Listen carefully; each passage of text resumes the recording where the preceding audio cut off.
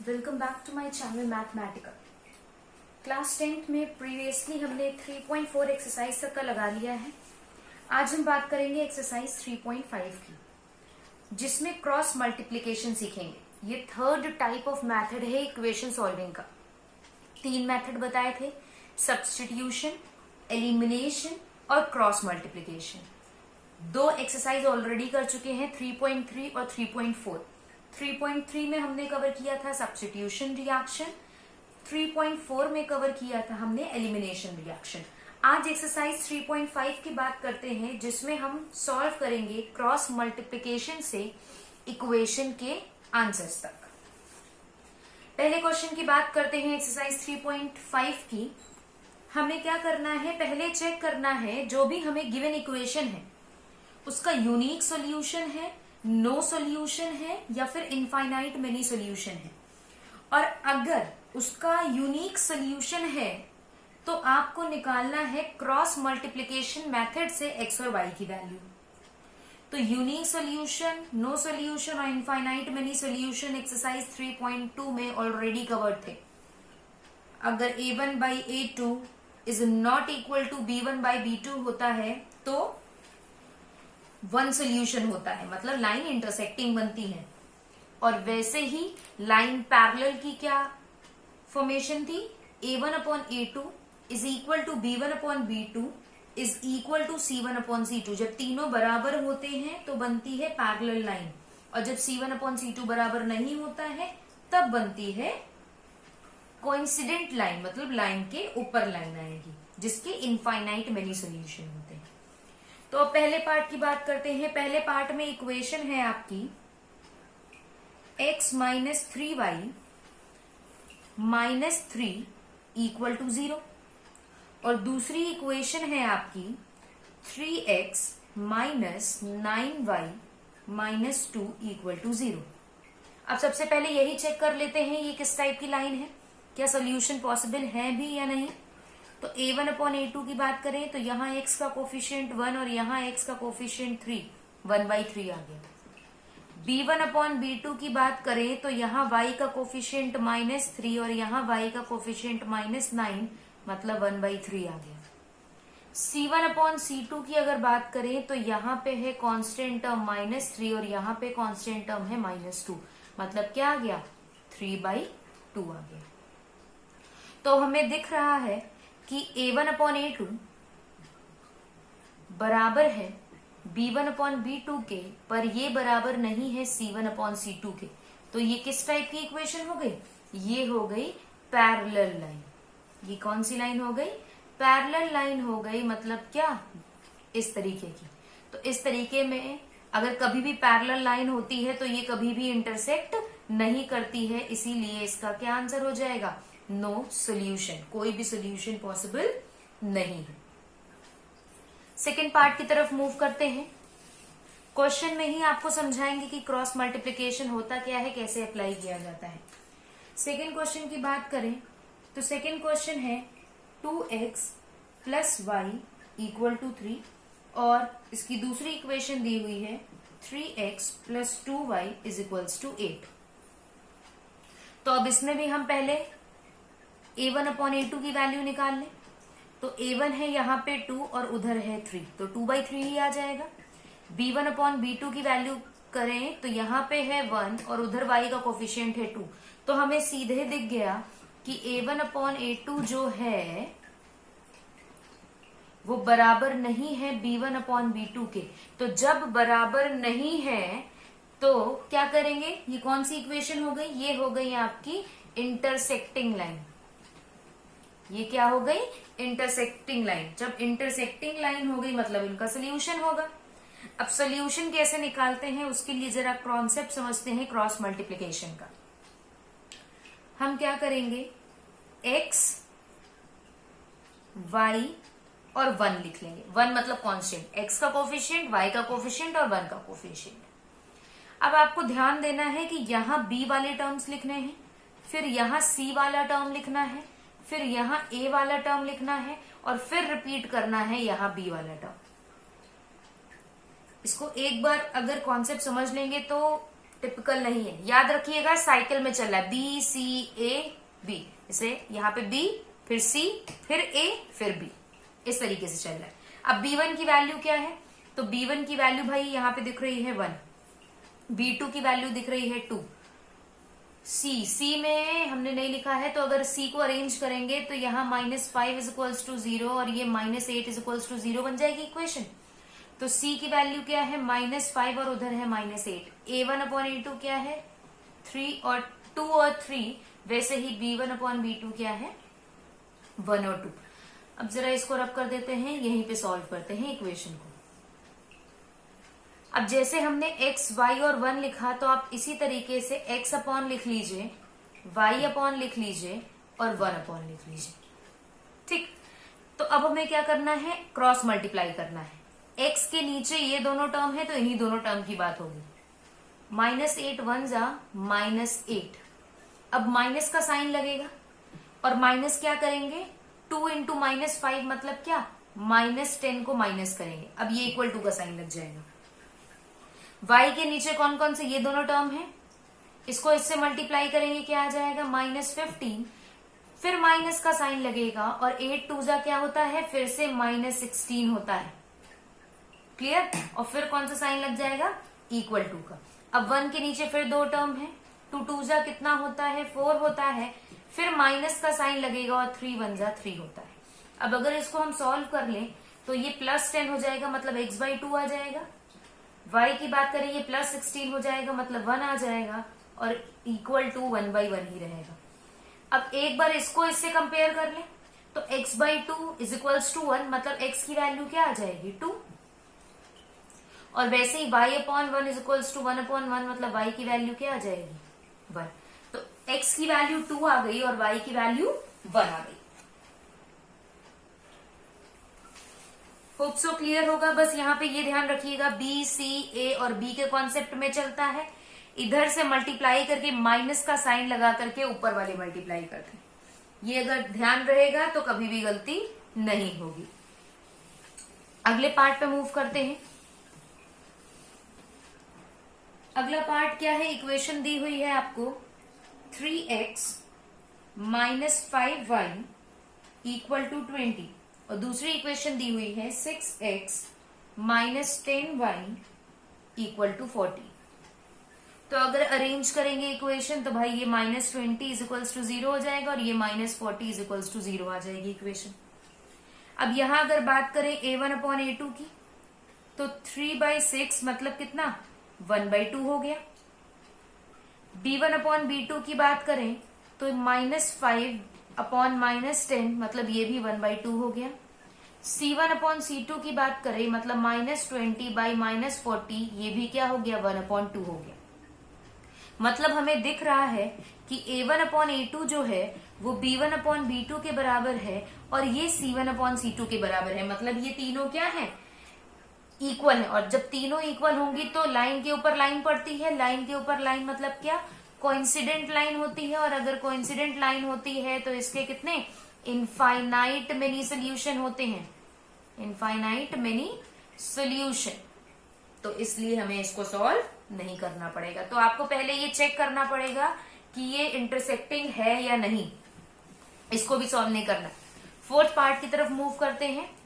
Fourth part में equation आपको क्या दी हुई है, x - 3y - 7 इक्वल टू 0 और दूसरी इक्वेशन दी हुई है 3x - 3y - 15 इक्वल टू 0। अब यहां भी क्या करें, A1/A2 निकाल ले तो A1/A2 आ गया 1/3, B1/B2 निकाल ले ये आ जाएगा -3/-3 मतलब 1। तो हमें पता चल गया A1/A2 बराबर नहीं है B1/B2 के, मतलब क्या हो गए, ये इंटरसेक्टिंग हो गए। अब इंटरसेक्टिंग लाइन है तो सॉल्व करना शुरू करें।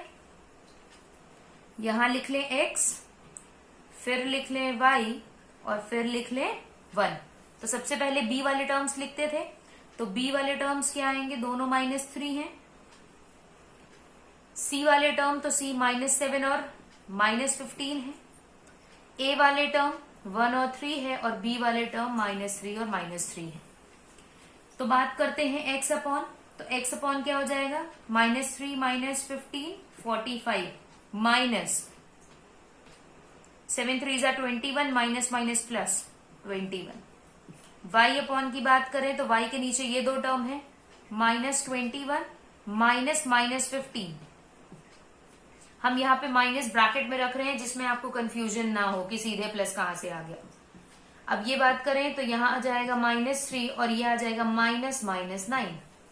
तो ये आ जाएगा x अपॉन 24, ये आ जाएगा y, ये प्लस हो जाएगा तो 6 बचेगा, इज इक्वल्स टू ये +9 हो जाएगा तो 6 बचेगा।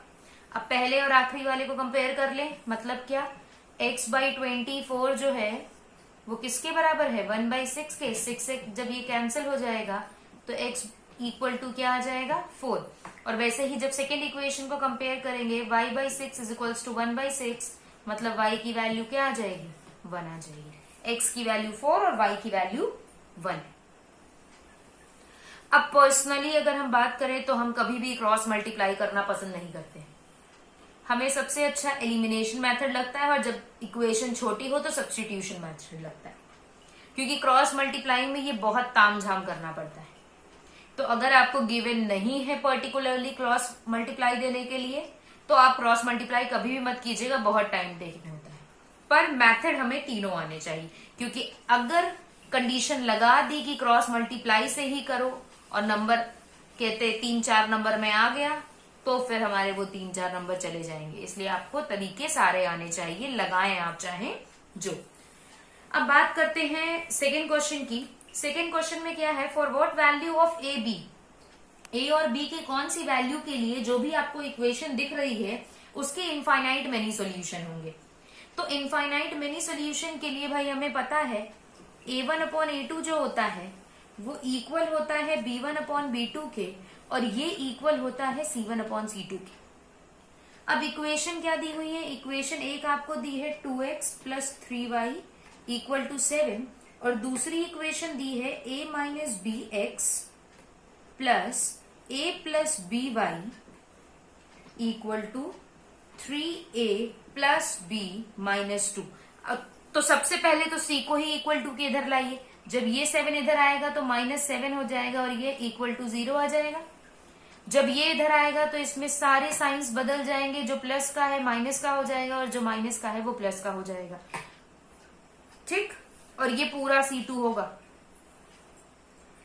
तो अब A1 की बात करें तो 2 है, A2 की बात करें तो A माइनस बी है, B1 की बात करें तो +3 है और B2 की बात करें तो A प्लस बी है, C2 की बात करें तो -7 है और C1 की बात करें तो -7 है, C2 की बात करें तो 3a माइनस बी प्लस 2 है इक्वल टू 0 कर दे। इन दोनों इक्वेशन को कंपेयर कर ले, क्रॉस मल्टीप्लाई कर ले, तो 2a plus 2b equal to 3a minus 3b आ जाएगा।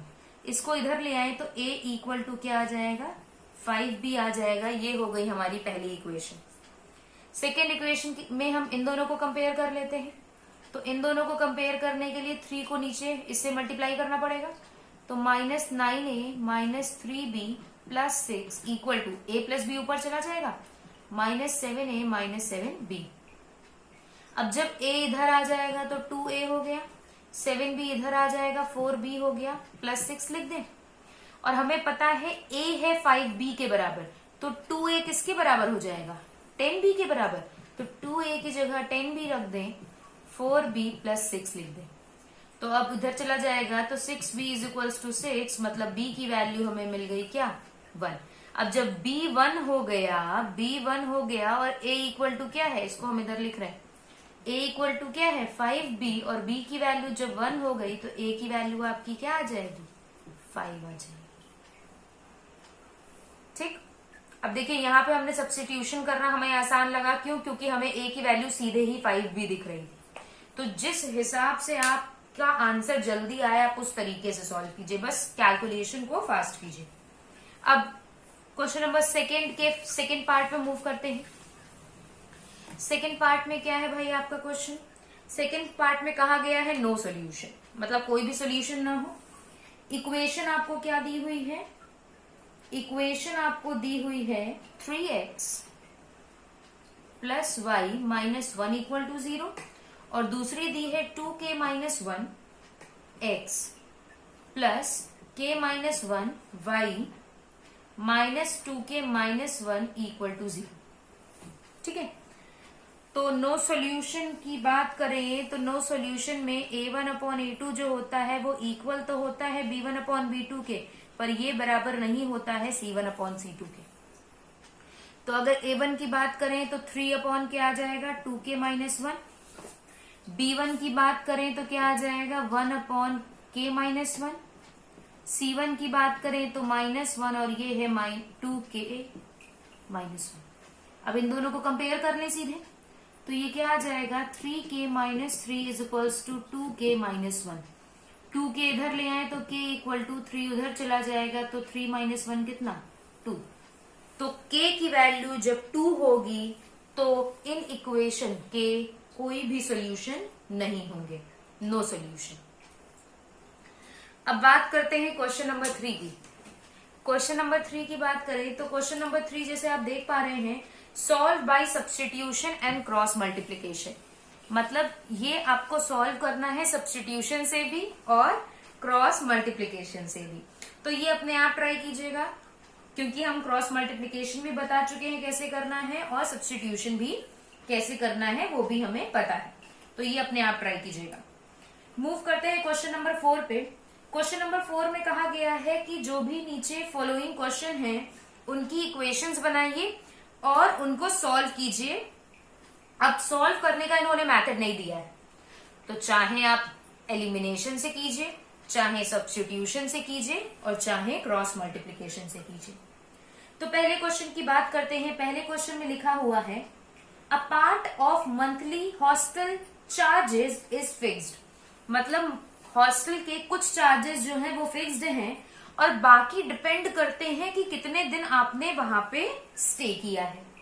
तो अब कुछ फिक्स्ड चार्जेस हैं तो हम क्या करें, फिक्स्ड चार्जेस को ले लें x, और जो वेरिएबल चार्जेस हैं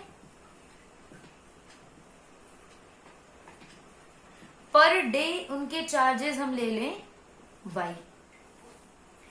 अब कह रहे हैं कि एक स्टूडेंट ए है जो 20 दिन रुका, और जो ये वेरिएबल चार्जेस हैं वो फूड के बेसिस पे हैं कि भाई रूम का तो पैसा देना ही देना है, जितने दिन खाएंगे उतने दिन पैसा देंगे, उस बेसिस पे है। तो अब एक स्टूडेंट ए है जो उस हॉस्टल में 20 दिन रुका, तो 20 दिन रुका मतलब उसने फिक्स्ड चार्जेस तो दिए ही होंगे, और 20 दिन किसके खाने के दिए होंगे, 20 दिन पैसे दिए होंगे खाने के, और उसका टोटल जो बिल बना वो 1000 बना। एक दूसरे स्टूडेंट बी की बात की गई है जो 26 दिन रुका, मतलब फिक्स चार्जेस तो दिए ही दिए, 26 उसने वेरिएबल चार्जेस दिए और उसका बिल बना 1180। तो अब बताइए फिक्स चार्जेस क्या है और वेरिएबल चार्जेस क्या है। तो बस एलिमिनेशन सबसे आसान, x से x चला गया, ये क्या आ जाएगा -6y इज इक्वल्स टू -180। तो y बराबर क्या -180/6 कितना 30। अब किसी भी इक्वेशन में y की वैल्यू रख दें, हम पहली इक्वेशन में रख रहे हैं x प्लस 20y मतलब क्या 20 इंटू 30 इज इक्वल्स टू क्या दिया है 1000। तो x प्लस 600 1000 के बराबर है, जब 600 उधर जाएगा तो माइनस हो जाएगा और x की वैल्यू आ जाएगी आपकी 400। मतलब ये हो जाएंगे आपके फिक्स चार्जेस और ये हो जाएंगे आपके variable charges. Hope so clear होगा, क्योंकि इस टाइप का क्वेश्चन हम एक पहले ही एक्सरसाइज में कर चुके हैं। मूव करते हैं सेकेंड पार्ट पे। सेकेंड पार्ट आपका फिर से न्यूमरेटर और डिनोमिनेटर वाला ही है। न्यूमरेटर और डिनोमिनेटर वाले कैसे,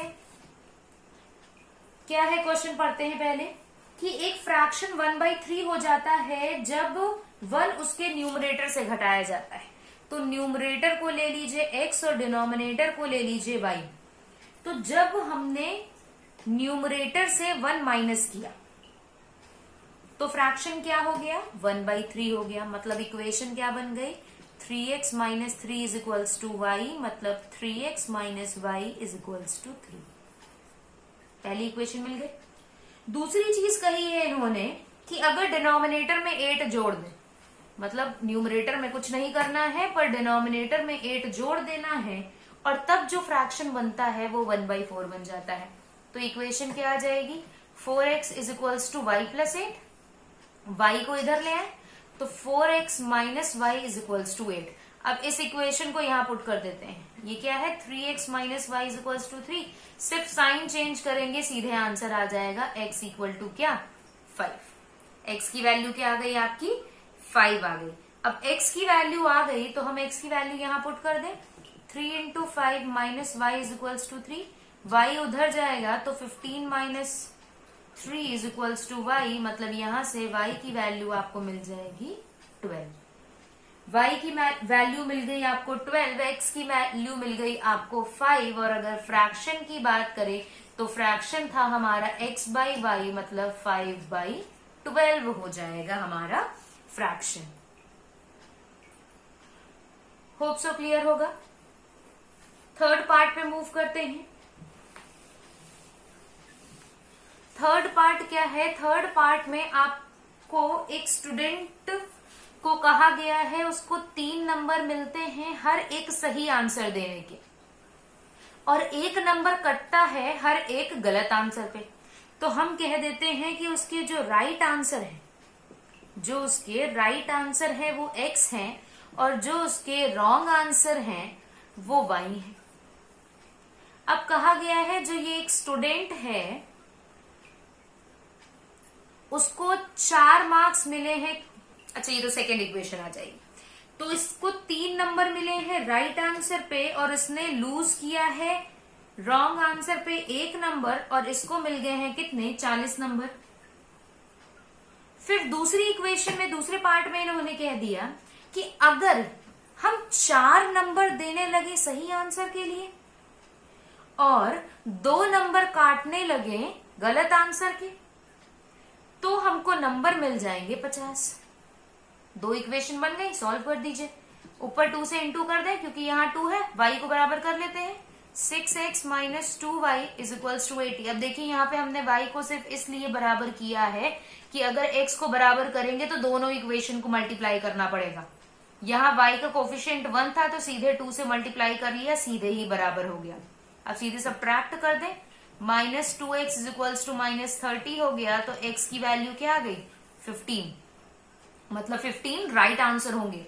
15 राइट आंसर होंगे, और पहली इक्वेशन क्या थी आपकी 3x, इसी में पुट कर दें तो 3x मतलब क्या 3 into 15 minus Y is equals to 40, और 3 इंटू 15 क्या होता है 45, उधर जाएगा तो माइनस में, तो माइनस वाई की वैल्यू -5 आ गई, मतलब वाई की वैल्यू क्या आ जाएगी 5, मतलब इसके x मतलब 15 होंगे राइट आंसर और y मतलब 5 होंगे रॉन्ग आंसर। अगले पार्ट पे मूव करते हैं, चौथे क्वेश्चन पे। अब चौथे क्वेश्चन से को समझने से पहले जरा एक कॉन्सेप्ट समझ लें तो ज्यादा आसान रहेगा। ये स्पीड के बेसिस पे कॉन्सेप्ट है कि अगर दो पर्सन ए और बी की बात कर लेते हैं, 2 कंडीशन ले लेते हैं इन दोनों के बीच में, अगर ये 2 पर्सन एक ही डायरेक्शन में मूव कर रहे होंगे, अगर 2 पर्सन एक ही डायरेक्शन में मूव कर रहे होंगे तो इनकी स्पीड, एक डायरेक्शन मतलब क्या सेम डायरेक्शन में अगर मूव कर रहे होंगे तो इनकी स्पीड आपस में जो है वो घटेगी, इनकी स्पीड आपस में क्या होगी घटेगी। और वही अगर ये अपोजिट डायरेक्शन में मूव कर रहे होंगे तो इनकी स्पीड आपस में जुड़ेगी। अपोजिट डायरेक्शन में मूव मतलब आमने सामने, तो इनकी स्पीड क्या होगी जुड़ेगी। तो अब इसको याद कैसे आसानी से रख सकते हैं, S for same S for subtract, दूसरा इसका opposite, S for same S for subtract, मतलब सेम में क्या होगी स्पीड घटेगी। अब आ जाते हैं अपने क्वेश्चन पे, क्या कह रहे हैं, 2 प्लेसेस हैं A और B जिनके बीच की दूरी 100 किलोमीटर है, एक है A प्लेस एक है B प्लेस, दोनों के बीच की दूरी 100 किलोमीटर है। कह रहे हैं A और B दोनों अपने जगह से मूव करना शुरू करते हैं, अगर वो सेम डायरेक्शन में मूव करें। तो अब सेम डायरेक्शन मतलब स्पीड का कॉन्सेप्ट, तो स्पीड ऑफ A ले लें x और स्पीड ऑफ B ले लें y। अभी बताया same direction S for same और एस फॉर सबट्रैक्ट, मतलब इन दोनों की स्पीड आपस में क्या होगी, घटेगी। तो स्पीड घटेगी। अब स्पीड इज इक्वल्स टू क्या होता है, डिस्टेंस अपॉन टाइम। अब डिस्टेंस दिया है 100 किलोमीटर और जब वो सेम डायरेक्शन में मूव करते हैं तो वो 5 घंटे में मिलते हैं। मतलब हमें x माइनस वाई क्या मिल गया, 20। एक इक्वेशन मिल गई। दूसरा कहा गया है कि if they travel towards each other, जब एक दूसरे की तरफ चले, जब एक दूसरे की तरफ चलेंगे तो स्पीड जुड़ेगी और डिस्टेंस तो वही रहेगी, पर टाइम जो है वो इन्होंने कितना लिया है, 1 आवर लिया है। मतलब x प्लस वाई की इक्वेशन क्या आ गई, 100। अब वैल्यू पुट कर दें। अब x माइनस वाई हमें कितना पता था, 20 पता था, y से y कैंसिल हो गया, 2x की वैल्यू 120 हो जाएगी। मतलब x क्या हो गया, 60 क्या, स्पीड ऑफ a हो गई 60 किलोमीटर पर आवर। अब किलोमीटर पर आवर क्यों आया, क्योंकि डिस्टेंस आपको किलोमीटर में दी थी और टाइम दिया था आवर में, इसीलिए यूनिट क्या आ जाएगी, किलोमीटर पर आवर आ जाएगी। अब x की वैल्यू अगर यहाँ 60 रख दें तो y की वैल्यू आ जाएगी हमारी, y इधर ले जाएं तो y बराबर क्या हो जाएगा, 60 माइनस 20, और 60 माइनस 20 क्या हो जाएगा, 40 किलोमीटर पर आवर। और ये किसकी स्पीड हो जाएगी, b की स्पीड हो जाएगी। होप सो क्लियर होगा। मूव करते हैं अपने आखिरी क्वेश्चन की तरफ। अब देखिए, आप चाहें तो इसमें क्रॉस मल्टीप्लाई लगा सकते हैं, वो आपके ऊपर है, आप कौन से तरीके से लगा रहे हैं, पर हमें जो है वो इजी एलिमिनेशन या सब्स्टिट्यूशन लगता है तो हम वो लगा रहे हैं। जिसका मन हो वो क्रॉस मल्टीप्लाई भी लगा ले। पार्ट 5 की बात करते हैं। कह रहे हैं रेक्टेंगल का एरिया 9 स्क्वायर यूनिट्स कम हो जाता है। कब कम हो जाता है, जब लेंथ को, अब लेंथ और ब्रेथ की बात कर दी तो सबसे पहले तो लेंथ को x ले लो और ब्रेथ को y ले लो। अब कह रहे हैं जब लेंथ को घटा दिया 5, तो जब x को घटा दिया 5 और जब ब्रेथ को बढ़ा दिया 3, जब ब्रेथ को बढ़ा दिया, y लेंगे ना, ब्रेथ को बढ़ा दिया 3। अब एरिया ऑफ रेक्टेंगल होता है लेंथ इंटू ब्रेथ, और एरिया होता है लेंथ इंटू ब्रेथ, मतलब ओरिजिनल एरिया तो एक्स वाई ही होगा, और ये जो एरिया एक्स वाई है ये 9 घट गया है। सॉल्व कर लें। X Y plus 3x minus 5y minus 15 is equals to X Y minus 9। X Y से एक्स वाई कट जाएगा तो 3x minus 5y is equals to 15 उधर चला गया तो 6। पहली इक्वेशन मिल गई। दूसरा कहा गया है कि अगर हम लेंथ को 3 यूनिट बढ़ा दें और ब्रेथ को 2 यूनिट बढ़ा दें, ठीक, तो एरिया जो है वो बढ़ जाता है 67 यूनिट। मतलब क्या, इसको भी सॉल्व कर लें। X Y plus 2x plus 3y plus 6 is equals to 6y plus 67।